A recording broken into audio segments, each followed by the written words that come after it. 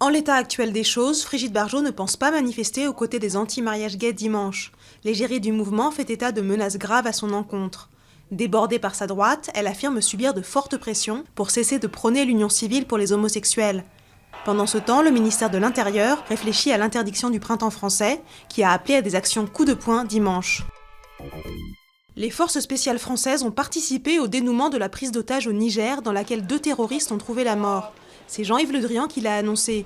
Le ministre de la Défense a expliqué que la France voulait éviter, après la guerre au Mali, que le nord du Niger ou le Tchad deviennent des sanctuaires pour les islamistes. La Russie, principal allié de Bachar el-Assad, dit avoir obtenu son accord pour une conférence de paix. Du côté de l'opposition syrienne, le scepticisme domine. Les opposants aimeraient entendre ces déclarations de la bouche de Bachar el-Assad lui-même et savoir si son retrait du pouvoir est sérieusement envisagé.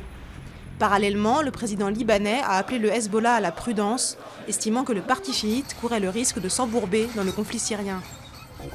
C'est officiel, il y aura bien 24 000 nouvelles suppressions de postes dans les armées d'ici à 2019. François Hollande a entériné les grandes orientations du livre blanc de la Défense. Ces 24 000 postes représentent 10% des effectifs militaires français. En revanche, le président de la République a confirmé le maintien du budget de la défense à son niveau actuel pour les années à venir.